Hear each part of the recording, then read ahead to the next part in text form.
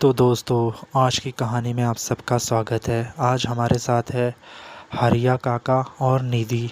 निधि कह रही थी कि हरिया काका कुछ कहानी सुनाइए ना, जिसमें भूत और पिशाच होने चाहिए, मुझे डर भी लगना चाहिए।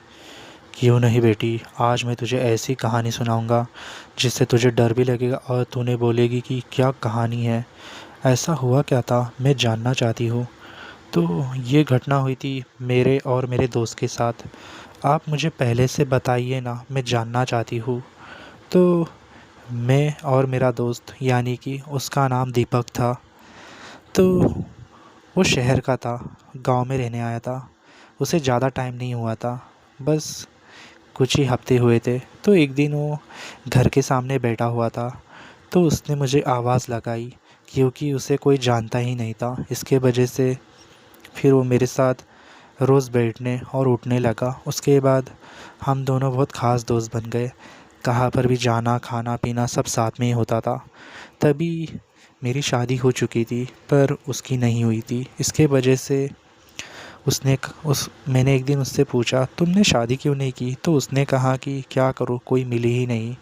चलो कोई दिक्कत नहीं है, अगर गांव में कोई होगी तो मैं तुम्हें ज़रूर बताऊंगा, उसने मुझे कहा। उसके बाद वो दो तीन दिन से मुझसे नहीं मिल रहा था। मैंने कहा कि ये सब क्या हो रहा है, मुझे चिंता हो रही थी। तो मेरी पत्नी बोली, अरे बिज़ी होगा कहाँ पर, तो अभी उसे भी ढेर सारे काम होते हैं ना। हाँ, पर वो काम करके मेरे से मिलने ज़रूर आता है। लगातार आज का चौथा दिन है, वो आया ही नहीं। आखिरकार क्या हुआ, मैं जानना चाहता हूँ उसके साथ। वो रोज़ मेरे साथ बैठने उठने वाला, आखिरकार 4-5 दिन हुए, वो कहाँ पर होगा? तो मैंने वहाँ पर देखा। मैंने देखा तो मेरे होश उड़ गए। उसके घर में ताला लगा हुआ था। मैं बहुत इंतज़ार किया। उसके बाद मैं उसे ढूंढने चला गया। फिर मुझे वो एक पेड़ के यहाँ पर बेहोश मिला। तो मैंने उसे अपने खांधे के ऊपर से उठा कर ले आया। फिर उसे पानी भी नहीं मारा और उसे पानी पिला के उठाने लग गया, तो वो उठ गया। फिर मैंने उससे पूछा, क्या बात हो गई, तू ऐसा वहाँ पर क्यों बेहोश था? तो उसने कहा कि मुझे कुछ ऐसा लगा कि मैं तुम्हें बताते हुए भी मुझे डर लग रहा है। ऐसा क्या देख लिया तूने, मुझे भी तो बता। मैंने देखा कि एक खूबसूरत औरत पेड़ के यहाँ पर खड़ी थी और उस टाइम पर बहुत बारिश हो रही थी। तो उसने कहा कि वो रो रही थी। उसे ऐसा लग रहा था कि उसका इस दुनिया में कोई भी नहीं है। उस पेड़ के यहाँ पर वो रो रही थी। उसने शादी का जोड़ा पहना हुआ था और वो कह रही थी, चले गए, मुझे सब छोड़कर चले गए। ये बहुत बेकार दुनिया है, मेरे को सब मतलब ही गिरी करे। तो ऐसे बड़बड़ कर रही थी औरत। फिर उसके बाद फिर क्या हुआ, फिर उसने दीपक को घर पर लेकर गई और उसने कहा, मुझे अकेले में डर लगता है, तुम मेरे साथ चलो ना। उसने काफ़ी ज़िद की। तो दीपक मुझे बता रहा था हादसा होने के बाद। तो उसके घर पर गया तो उसके होश उड़ गए। उसके घर पर कोई भी नहीं था। तो उसने कहा कि थोड़ी देर रुको, मैं आपके लिए खाना पीना बनाती हूँ। फिर वो उसे खाना बनाने के लिए वहाँ पर आ गई और उसे खाना पीना खिलाया। उसके बाद जब उसने उसका असली रूप देखा तो उसके रोंगटे खड़े हो गए और उसके हाथ पैर कांपने लग गए। ऐसा क्या देख लिया था उसने? उसने देखा कि जो औरत है वो औरत नहीं बल्कि कोई भूतनी है। फिर उसे देखते ही वो पेड़ के यहाँ पर जाकर गिर गया। तो मैंने उसे समझाया, अरे ये भूत भीत कुछ नहीं होता, हो सकता है कि तेरा वहम हो। फिर उसे ऐसा लगा कि उसका वहम है, इसके वजह से उसने कहा, ठीक है तू बोलता है तो नहीं है।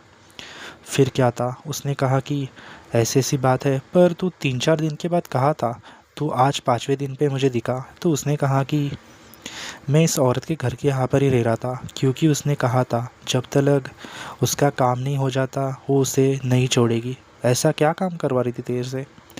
कुछ नहीं, उसने कहा कि खेतों में पानी भी नहीं देना है, तो मैं अच्छे खासे पैसे दे दूँगी। इसके चक्कर में मैंने सोचा कि कुछ एक्स्ट्रा पैसे आ जाएंगे तो मुझे अच्छा लगेगा। इसकी वजह से मैंने उसकी बात मानी और उसके खेतों में काम करना स्टार्ट कर दिया।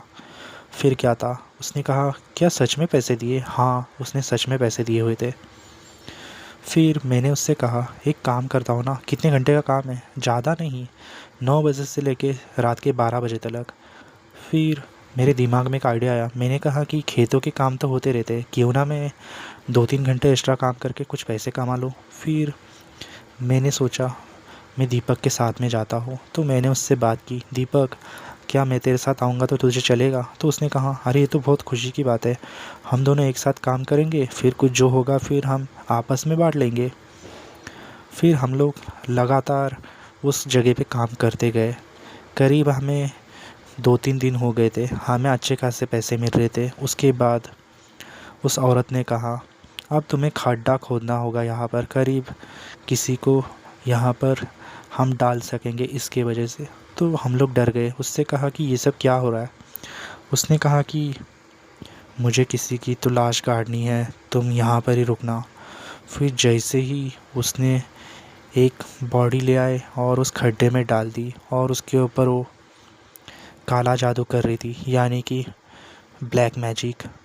वो कुछ मंत्र बोल रही थी, और वो जो लाश थी वो फिर से ज़िंदा हो गई, और वो कह रही थी, क्या करना है मुझे, आप बताइए, मैं आपका ग़ुलाम हूँ।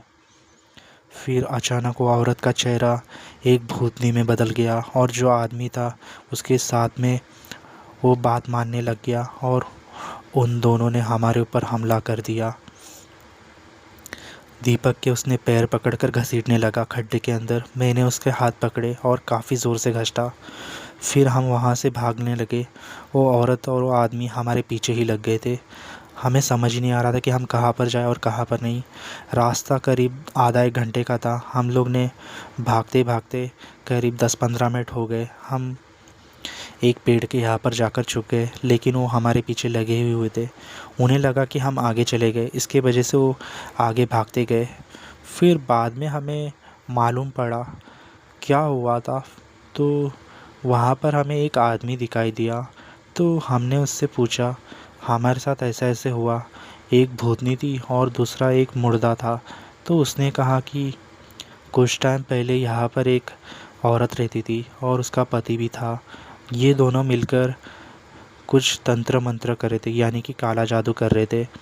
इसके खातिर सब लोग को ये बात पता चली, गाँव वालों को। तो उन्होंने इन्हें रात के टाइम पर यहाँ पर इस यानी कि इस घर के अंदर उन्हें ज़िंदा जला दिया, और उन लोग ने श्राप दिया कि जो कोई भी रात के समय यहाँ से गुज़रेगा हम उसे छोड़ेंगे नहीं। ऐसे ही करते करते गांव के काफ़ी लोग गायब हो गए थे। फिर बाद में पता चला कि वो दोनों पति पत्नी का भूत है।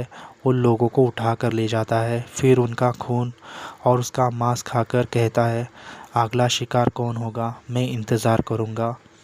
ऐसे ही करते करते उनका आतंक सब गांव में फैल जाता है, और वो भूतनी पेड़ के यहाँ पर बैठी रहती, या किसी का इंतज़ार करती, या दुल्हन के कपड़े पहनकर लोगों को फंसाती। ऐसे ही उसका मकसद था। उस दिन दीपक फंस गया था। अगर मैं ना होता तो हम दोनों की जान बचती थी। वाकई में वो रात हमें आज भी याद है, कैसे वो हम दोनों के पीछे लगे हुए थे, उसका भयानक चेहरा, और वो आदमी दीपक के पैर पकड़े हुए था, हमें घसीट ही रहा था उस खड्डे में। हमारी जान बच गई। कहते हैं ना, मुसीबत हम खुद ले लेते हैं। इसके लिए कहीं भी जाना हो रात के समय तो देखना चाहिए। उन लोग का समय और हम लोग का समय एक हो गया था, इसके वजह से उन लोग हमारे ऊपर हमला कर दिए। कैसी लगी कहानी तुझे? काफ़ी पसंद आ गई, मुझे अच्छी लगी कहानी। तो दोस्तों, आपका क्या ख्याल है? क्या आपके पास भी ऐसी डरावनी कहानी है? अगर होगी तो हमें कमेंट कर सकते हैं। हो सकता है कि मैं आप सबके सामने लाने की कोशिश करूं, और आप सबका सपोर्ट चाहिए मुझे ऐसे नई नई कहानियाँ लाने का। अगर आप सब हमें सपोर्ट करते हैं, चैनल को सब्सक्राइब करते हैं, लाइक करते हैं, तो मैं ऐसी डरावनी कहानियाँ आप सबके लिए हर रोज़ लाता रहूँगा। आप सब हमें सपोर्ट ही नहीं कर रहे, वीडियो देखकर छोड़ देते हो, चैनल को क्यों नहीं सब्सक्राइब करते? आपको पता नहीं हम एक एक सब्सक्राइब के लिए कितना तरसते हैं। हमारे एक सब्सक्राइब भी बहुत है। आप सब हमें सपोर्ट करो, और मैं कोशिश करूँगा इससे बेहतर अच्छा वाला एनिमेशन लाने की, क्योंकि मुझे आप सबका सपोर्ट चाहिए। क्योंकि आप सब हमें सपोर्ट नहीं करोगे तो हमारी कहानी कैसे आगे जाएगी। तो मिलते हैं ऐसी ही डरावनी कहानी में। सपोर्ट करो, सब्सक्राइब कर दो, बेल आइकन दबाना ना भूले हमारे लिए।